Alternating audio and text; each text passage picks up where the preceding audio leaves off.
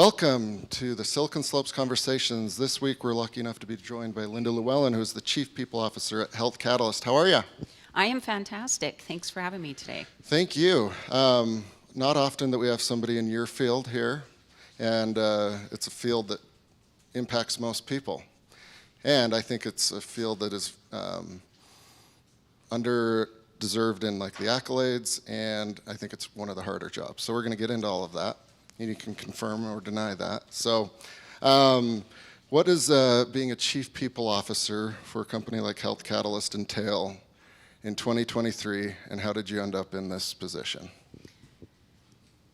So originally I wanted to be a school teacher, and then I wanted to be a psychologist. At one point I wanted to be an actress. And so I feel like all those three things rolled up, you end up in people ops, and it's probably a good fit. But when I graduated with my bachelor's degree and started working for United Healthcare, and I worked there for 9.5 years. So Garrett and I were talking a little bit about benefits, and I learned a lot about benefits, even though I was in an HR role for 9.5 years at Health Catalyst. But I had a really great, United Healthcare, and then I had a really great foundation in terms of the benefits and the basics of human resources. We now call it people operations. And travel down years from there, I started looking for an organization that I'd worked for Becton Dickinson, BD Medical, and they practiced lean manufacturing the Toyota way, and I really liked that concept of process improvement. And so I went to another company. I learned that they were moving all of their operations off to Busan, Korea, after I'd have been there about 3 months. And so I started looking, and I found Health Catalyst, and it was a very small company, and it was recommended by a friend of mine that worked there at the time. And so I applied for the position, but what I really loved about it is it's about improving healthcare and using data analytics to improve healthcare. In healthcare, there is an estimated $1 trillion of waste in the US alone annually. And so we've got our work cut out for us. But when I joined, probably one of the harder things, and this may sound sort of strange, was that at Health Catalyst, we really, really care about our team members. Now, everybody says that, and I think a lot of companies want to believe that, but we really, really do. And so when we implement benefits and when we make changes and do things, we always keep the team member at the center of that. And so it was hard for me to adjust to that, because I was always in positions where you wanted to consider the risk of all of your decisions and never do anything that's going to get the company in trouble or get you sued or whatever. And I work for a CEO, Dan Burton, who is, you know what, we're going to do what's right for the team member. And so in some ways it was easier, some ways it's harder, but that's kind of one of the highlights about being a CPO at Health Catalyst. When I first started, it was myself and one other individual, and now I have a team of about a whopping 12 or so. Yeah. And how many employees ballpark do you guys have now? About 1,400. And when you started ballpark? I was team member 92, I think. So it was a really small. We just had our Series A funding, so that was an exciting time for the company. Yeah. And it's cool that you've been able to grow from that point to here. Is it easier at 92 or easier at 1,400? Ultimately, to be in your position? Wow, what an interesting question. I would say there are challenges of both of those. So, it was just, again, it was myself and one other, and you're just figuring out systems. You don't have great systems in place. In fact, and I know we're going to be talking about this a little bit later, but when we decided to go public as a company, there's system access issues that you really need to consider, and we had to do a complete overhaul with that. At 92 employees, you're working off Excel spreadsheets to figure out the payroll and whatnot, so I guess there are challenges in both. Yeah. And benefits at their core, we will pay you a salary for your skill set, and here's health insurance, possibly vision. There's a lot more than what used to be, in my opinion, at least. Is that true? Yeah, so at Health Catalyst, one of our guiding principles is ownership. And so every single team member that starts with us, and before we went public, they would receive stock options in the company because they're an owner in the company. And so I believe we had one liquidity event or one or two before we went public, so team members could cash out on that. But when we went public, now you have liquidity events, and now you're earning stock in the company, and we continue that principle forward in terms of being an owner. And it's a great piece of a significant piece of your compensation. So that's been a differentiating factor with benefits that I wasn't really accustomed to. The other thing we have, and I've seen this in other companies I've worked for, of course, is like employee stock ownership or employee stock purchase plans. But benefits are critical, and they are different depending on the size and scale of your company. Yeah, and at a small level, you mentioned Excel spreadsheet, and you're just your data isn't that rich. But with what you guys have now, even with the benefits, you have the data that's like, oh, we thought this was a good idea, but only 4 people used it. Or there might be like a clamoring of, let's do this, but it's expensive. Because ultimately there are dollar signs associated with all of this. But how do you guys as an executive team, from an ROI perspective, try to have the scales be balanced? Yeah, so we pay a ton of attention to our claims costs. And I have the world's best benefits team working with me, and an amazing broker that we use as well. So we start looking at our claims data, we look at it all year long. But when we start thinking about benefits and how we want to change or add new benefits for our team members, we pay very close attention to those claims costs. So we learned, as an example, and this is no surprise, I'm sure it's the same with all of the companies that you work for, pharmaceutical costs are astronomical. So what are we going to do about that? So we have various pharmacy plans, one of which is we get drugs out of Canada.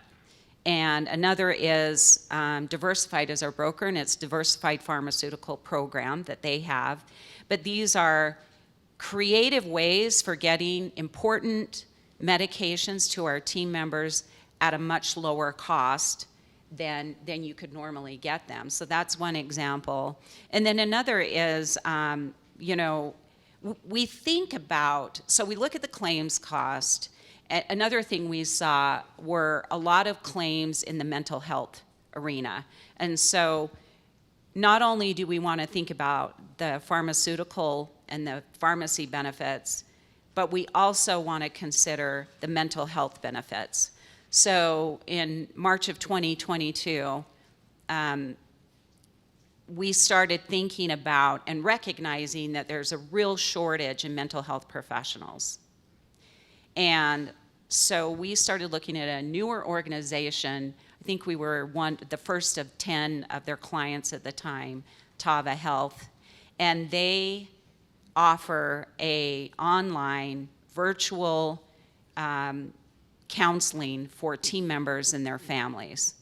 So you probably have an EAP or an employee assistance program where you can call a counselor and say, hey, I'm having trouble with my manager, I don't know what to do, or I'm going through a divorce or whatnot.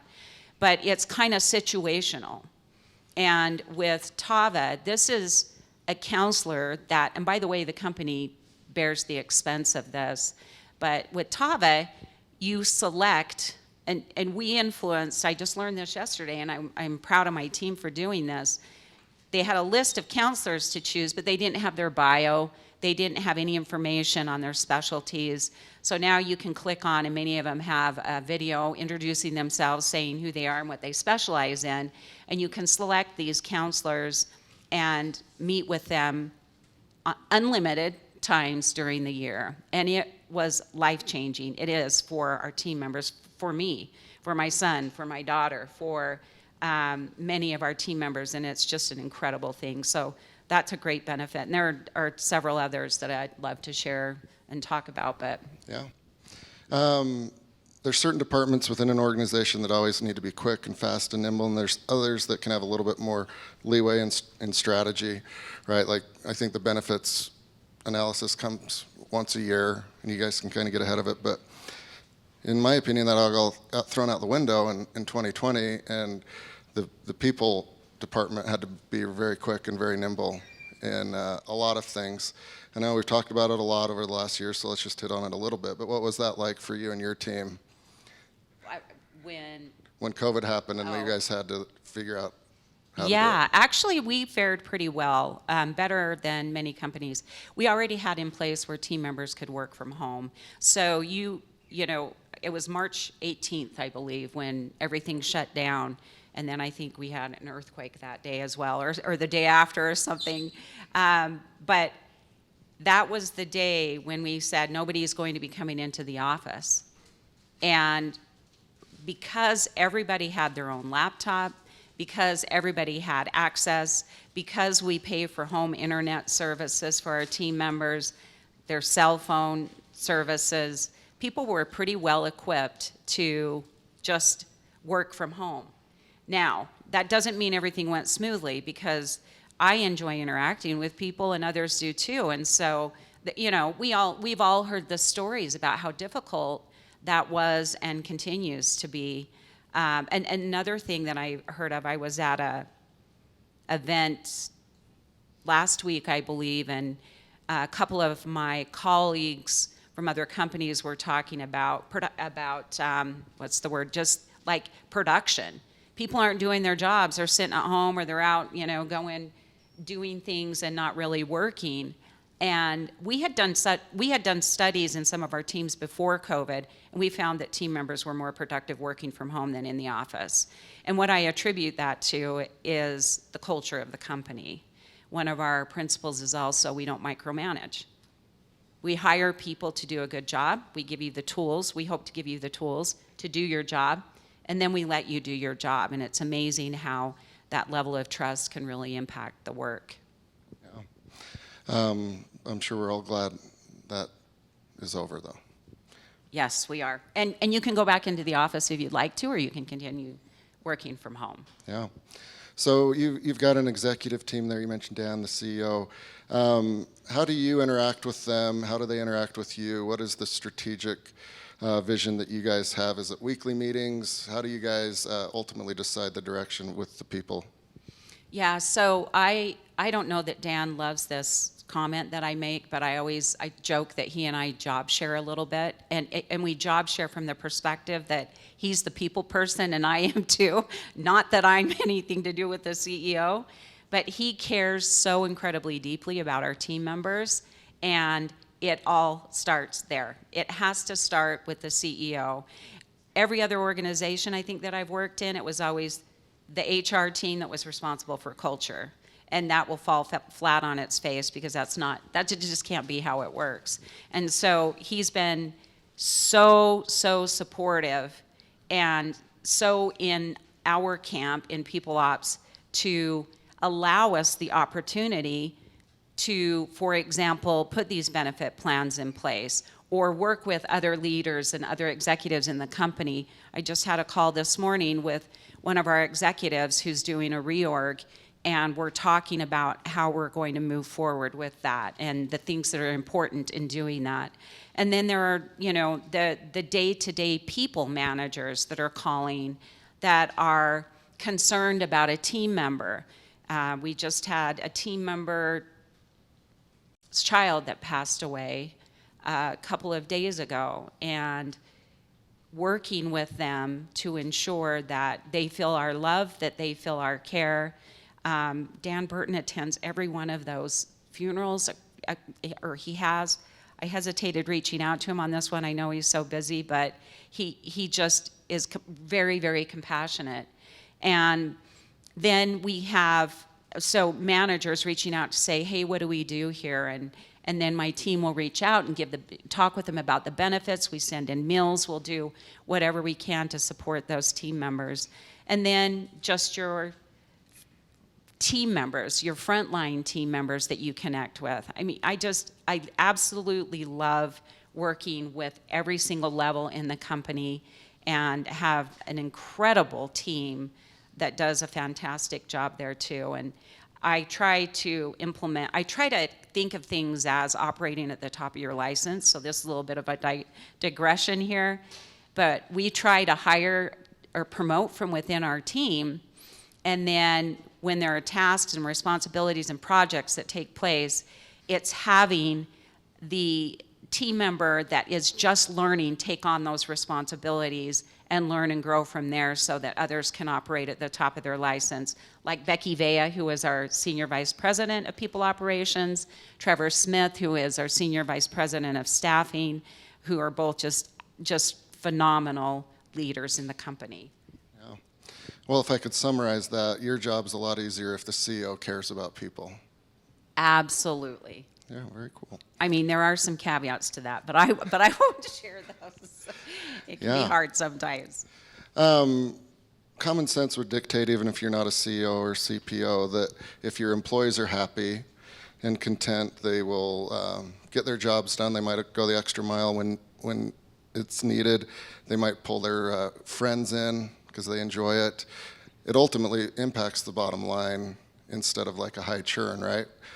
Science behind that, art behind that. How do you guys kind of gauge your employee happiness? So we gauge it off of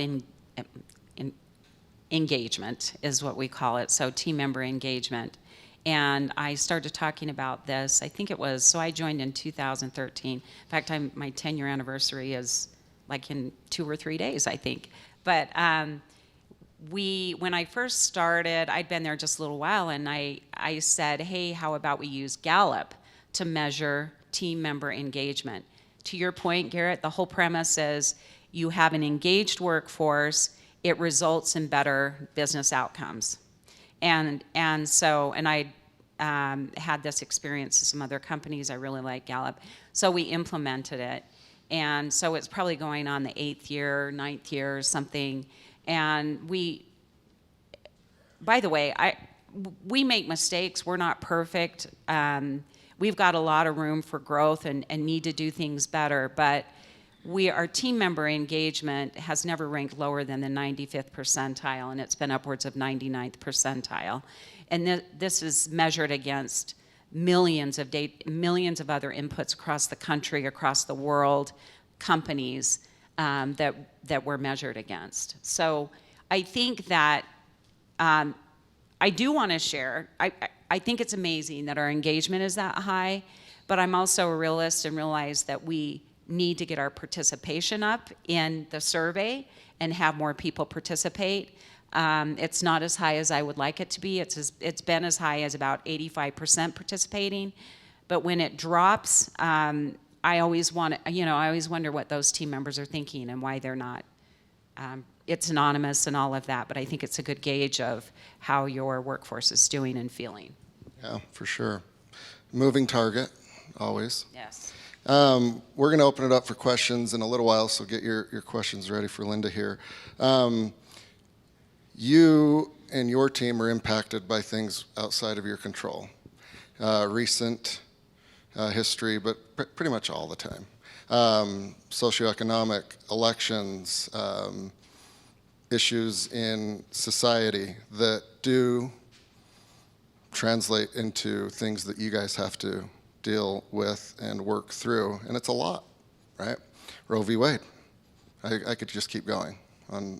You've got 1,400 people, they're all going to have a different opinion on these things. How do you guys deal with all of that you can't actually control? Yeah, it's heavy and it's hard. And if I talk a little bit more about Dan Burton, a tribute to him is that he wants everyone to be happy and everyone to feel good. but not everyone is going to be happy and not everyone is going to feel good all of the time.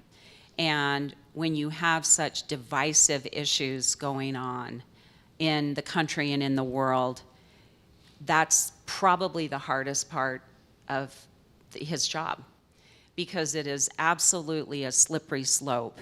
And another example, Garrett, is, we all know that COVID hits, everything shuts down, and then in May, what happens in Minneapolis? The death of George Floyd. And interestingly enough, a couple of us were at Allina Health just this May 24th, and I think it was the very next day that was 3 years since the death of George Floyd. And so when that happened, we have a pretty sizable team member base in Minneapolis, and I personally and a few others on my team, and I believe, and Trudy Sullivan, who was our DE&I officer, reached out personally to every single one. And I'm not saying this to like pat ourselves on the back, but we genuinely care, and we were genuinely concerned for our team members in Minneapolis, calling them to make sure they're okay. Is there anything that you need? Do you feel safe? Is there anything we can provide you? But also calling every single one of our team members of color across the country and asking the same questions of them. The same thing happened in, I believe it was Atlanta, where there was the hate crime against some Asian folks there. And once again, calling our Asian team members and asking, are you okay? How are you feeling? What can we do? We love you, we support you. And they're not the only ones that are impacted by this, but they're certainly the ones that are impacted the most deeply. And so when we make it's challenging too, because as a company, you have to make a decision on, are we going to put a stake in the ground and say we support this or we support that? And what we do, and what Dan Burton has done from day one, is we find every single team member to have immeasurable worth. And we care about every single team member, and we want every single team member to feel comfortable coming into work, to bringing their full selves into work and feeling 100% supported. That's a lot easier said than done, because even what I just said, some of you here in the audience may go, that's not quite, that doesn't quite cut it. But it's tricky and it's challenging, and we want to keep working and getting better at it. Yeah, also a very elusive moving target, but kudos to you and your team for being proactive. I've never worked at a place even remotely as nice as you guys collectively. It's kind of opposite, actually. So it's very cool to see that you guys are leading out on things like that. You mentioned briefly you like to hire internally. Again, I think it makes sense from an ROI perspective, but how do you guys manage career growth, career advancement within the teams? So I want to talk a little bit about one of our benefits around educational reimbursement. So we currently have a policy of $10,000 annually for educational reimbursement. And this is for team members to use to both, it's primarily around if you want to go and finish up your bachelor's degree or get a bachelor's degree or a master's degree in something that is related to the work that you're doing at Health Catalyst, or a position that you aspire to. And one of our principles is continuous learning. And so we want to make sure that is in place so that people have that opportunity and feel like they can use that to learn and grow. As far as career planning, man, if anybody has the silver bullet on that, it is so challenging. And this will tie in a little bit to, well, maybe I won't digress on that one, but career planning is tricky, because I believe you as the team member, you own your career. You have to engage, you have to have conversations with your managers, You have to ask the important questions. I encourage people to reach out to others in the organization of positions that they might be interested in. Take a few minutes and talk to people and ask them, what do you tell me a little bit about this role because I think I might be interested in it. But you have to be the active participant. Then on the flip side, we tell the managers, you are responsible for helping your team members with their career growth, for giving them real-time feedback, for encouraging them, for asking for feedback. What do you need from me as your manager to grow in your career? What would you like to do? And sometimes there are those hard conversations of, you want to be a director of this? Let's talk about that, because I'm not sure that I'm not sure that it makes sense for you to be in a people leadership role, or, and tell me more about why you're interested in doing that. But it's an active conversation, and we encourage our managers to meet with their team members at least quarterly to have those conversations. Yeah, and along those lines a little bit, and then I have a fun question. Sometimes you read stories in like the Wall Street Journal of, recently it was Disney, I can't remember all the names, but they let some executives go, and they had like houses and some jet agreement and all of that. Clearly that wasn't like a mid-level HR person hiring those folks. It was probably the CEO giving those exorbitant packages and things like that. But you obviously can't hire everyone, I would assume. As far as like the interviews go, how do those work at Health Catalyst? Is it like the department head and then there's a committee, or is it just solo votes? How does it work? Well, I first want to say that it is the job market has been turned on its head. It used to be predictable. I've been doing this for 32 years or something, and you could see the tie with inflation in the job market or the recession in the job market. Now it's just like complete chaos and you don't know. But recently the job market was really, really tight. It was really hard to find good candidates or great candidates. And I'll quote Trevor Smith, who leads up our staffing team, and he used to say, I have the easiest job in the world because everybody we have a lot of people that want to work for Health Catalyst. And then when the job market really changed for the first time at this rate, it was really hard. And mind you, during COVID, when other companies were laying people off, we didn't lay one person off during that period. We cut some other benefits, but we really wanted people to feel like they, had a place of belonging and a good job. So we didn't make changes there. But then when we started hiring and there weren't any candidates, you do have to get kind of creative in what you do, and there are only so many creative things that you can do. But we've still been able to fill our positions. Our turnover, which is important to measure, is about 2/3 of what it is nationally, and that's based on Radford, which is our salary survey that we use, data that we use. And so our turnover is considerably lower than other tech companies or other healthcare tech companies. So we're really proud of that. But first you have to have a really good culture that people want to join. And I'm proud that recently Health Catalyst was recognized by Newsweek as a best place to work for women. And then top best places to work. We were also recognized there as a best place to work for women. And we haven't had a chance to talk about it, and maybe somebody can ask, but we have pay equity, gender pay equity, and have maintained that since 2020, and it's a huge accomplishment of our company, I believe. Yeah, for sure, and probably not easy to get to that point. Do you know off the top of your head, it's fine if you don't, like how many companies have that and comparable to you guys?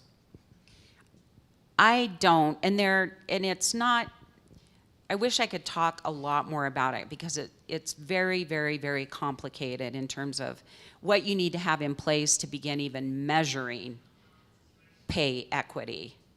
And how are you going to measure pay equity? Do you have the correct data in place? When we first started saying, hey, we want to take a look at this, the reason why we asked the question and started talking about doing it was because we didn't at the time have affinity groups or ERGs, employee resource groups, but we had a group of women that would go to lunch occasionally, and then it sort of organically formed into what we now call Women Empowered.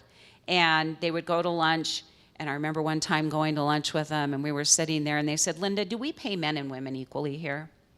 And I'm like, I didn't know for sure, but I had suspicions of what that would mean. And so it was a little bit of putting them off. Then we had just implemented in 2018 a compensation structure with grade levels and pay ranges and all of that. You really can't measure equity until you have a structure in place to do so. So we measured it, and I remember our employment attorney almost advising us not to say, hey, now if you're going to measure this, you better be willing to do things about it to correct this if you see issues. And we were like, well, yeah, of course. So, and funny enough, I remember Dan Burton go, we're going to give all the women increases to bring them up to where the men are. And I said, that's not really the way that you probably want to approach that. But what we did is we had a system in place, we had the data, we started looking at the data, and as suspected, women were paid less than males in comparable roles and comparable levels. And we measured it in January of 2019. We put some processes in place. There are two amazing books if you want to read them. One is by Iris Bonet, Bohnet, and it's called, I think it's called Equity, but it's addressing the gender pay gap. And then another one by Howard Ross, which is called Everyday Bias. And these were two books that we used almost as workbooks. And we started going through and looking at ways that we could make some changes. One simple change was, instead of promoting just, someone who comes forward and says, hey, I really want a promotion, and the manager looks and says, yeah, you've done a good job, let's promote you. Instead of doing that, we implemented a process where the manager looked at every single team member on the team and said, who is ready for a promotion on my team? And evaluated every member on that team. And it just flipped. And, what would when somebody comes forward and says, hey, I deserve an increase, I deserve a promotion, historically and typically those are men that are more comfortable doing that than women. And so you see that's just one example of how those disparities come about. So we implemented that, we did some other things, and then we course corrected. And our next study is due in August, so we'll see if we still have the pay equity. I'm hopeful that we do. Interesting. A lot more science and solutions there than you might think on the ground level. All right, a little bit of a fun question, because there's endless Saturday Night Live skits and plenty of TV shows about office conflicts, and it's true that we spend nearly as much time with our work colleagues as at home and all of that. A lot of my best friends came from work. And let's say there's somebody, we'll call him Fred, that bikes to work and doesn't shower and has a tuna fish and anchovies sandwich that he eats at his desk.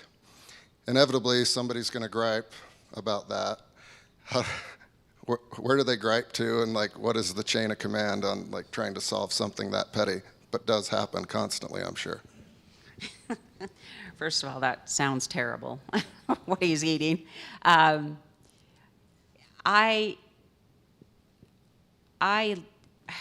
must be a sick person, because I love taking on those challenges and having those conversations with people. In fact, in everything in HR, benefits, employee relations, compensation, all of that, I find the employee relations piece the most interesting, the most fun, and the most rewarding. And so, yep, we are the ones that typically get to have those conversations, or we get to talk with the manager and kind of coach them through what that conversation will look like.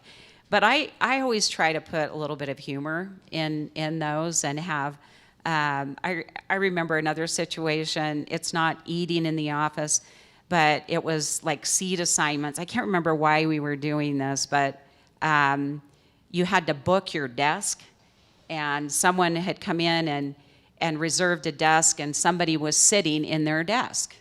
And it happened to be an intern. And so this team member, who I would have never imagined in a million years that they would do this, went up to this individual and said, used a few expletives and said, "Get that out of my desk.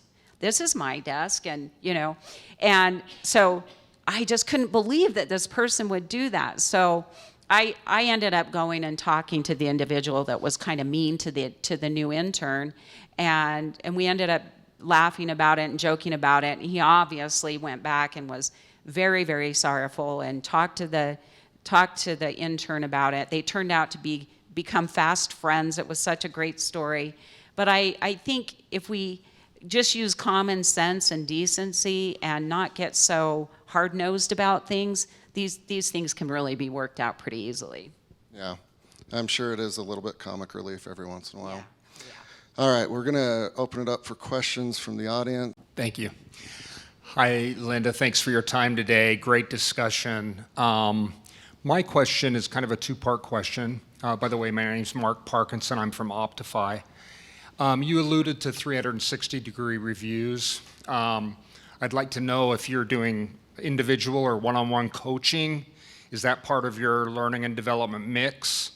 Anything you can speak to about that? And then as a second part to that, we're seeing the healthcare vertical, especially big pharma, but also large hospital networks who are developing internal coaches, and see that as a development opportunity for leaders who want to coach, mentor, maybe individual contributors or mid-level managers.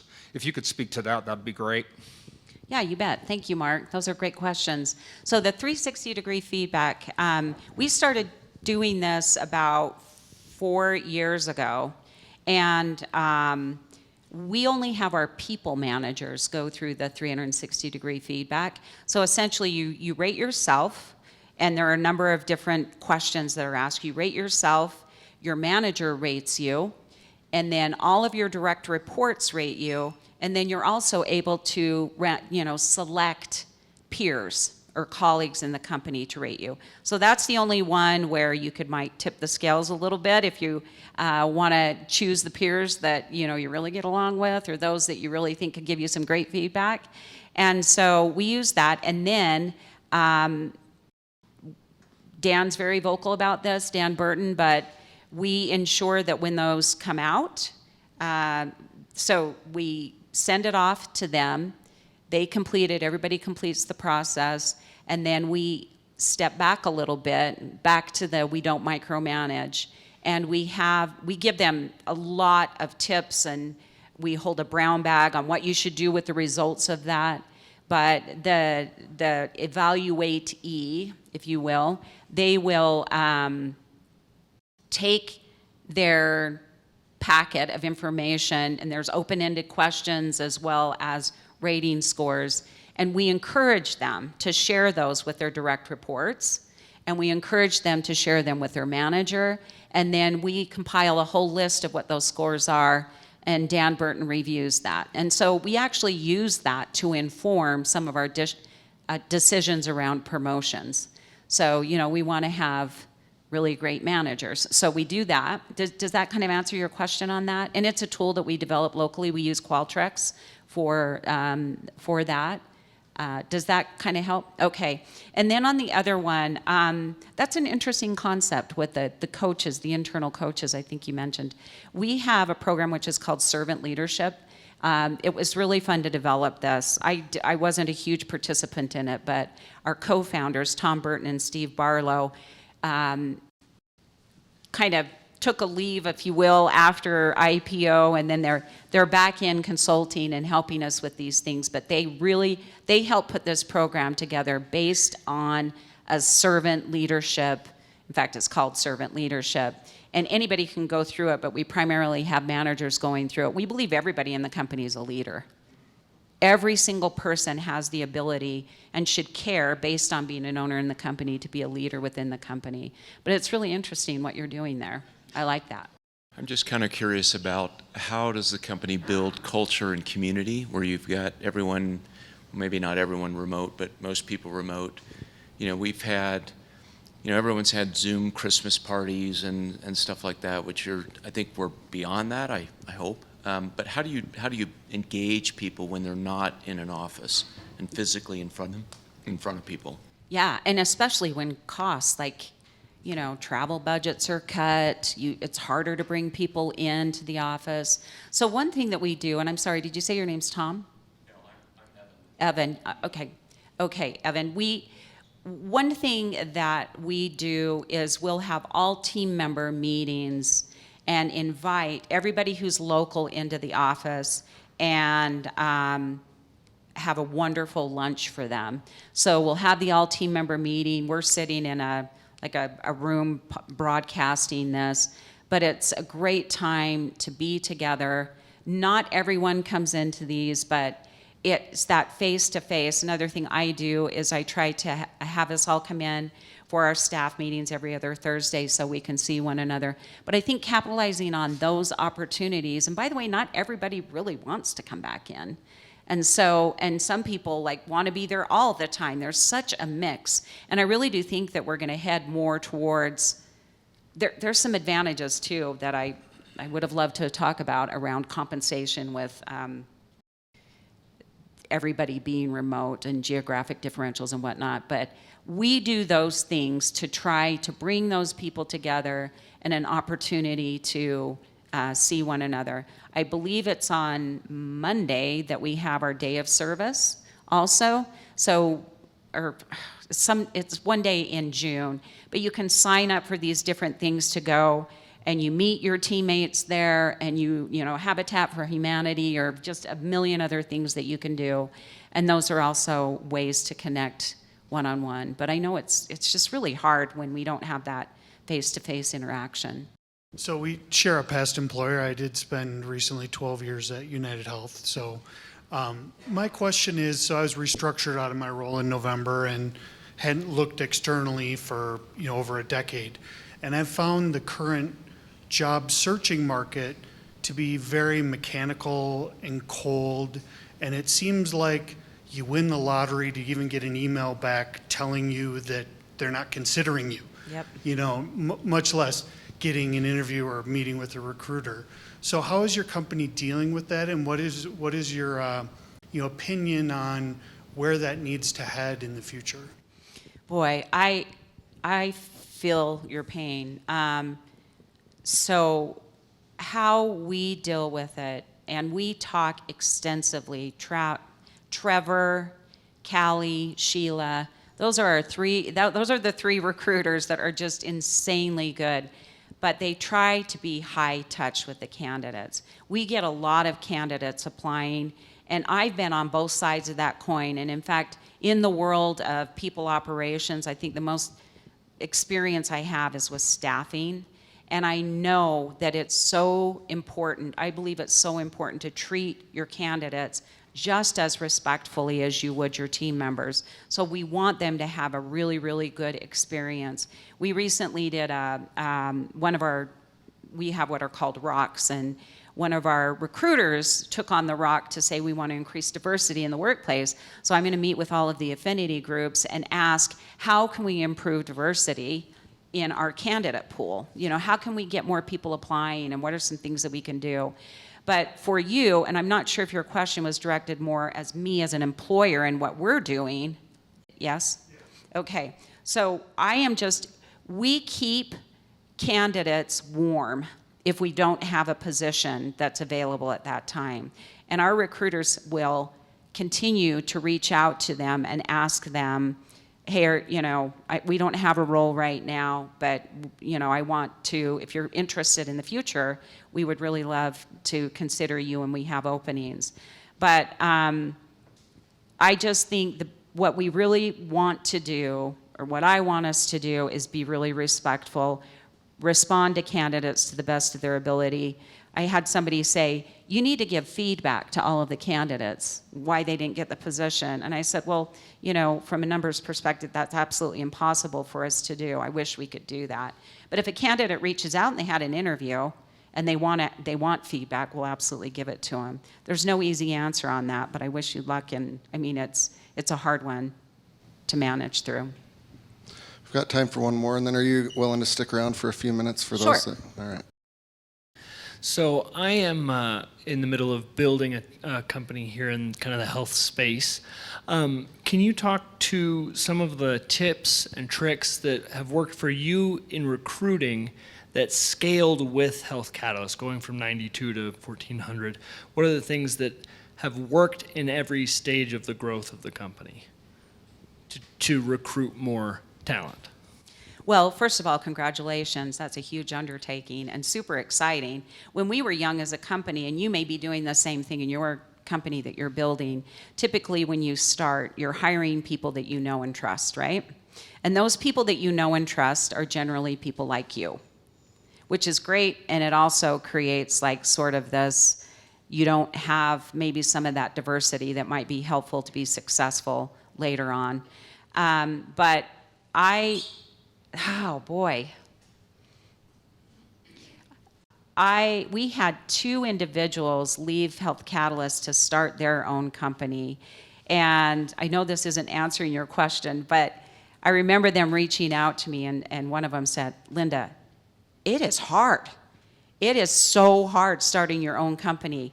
The benefit, like I took for granted our benefits package. Man, you guys really did a lot of work on that. And that is really, really hard and expensive and all of that. So I don't know if I have any direct advice on how to do that, but and it's challenging from a recruiting perspective because it's risky for people to join a company that's brand new. So your business proposition and your business model have to really be on point to get that. But like I say, you probably end up hiring a lot of people that you know and are family members. But I wish you the best of luck in that. That's really exciting. Thank you so much, Linda. This has been fun. I'm so glad we were able to get you here. It's great to talk to somebody that has to deal with all the things that you and your team do, and you do it so eloquently. Congrats to you and your team. Thank you for your time. Appreciate it. Thank you, Garrett. Thanks, everyone.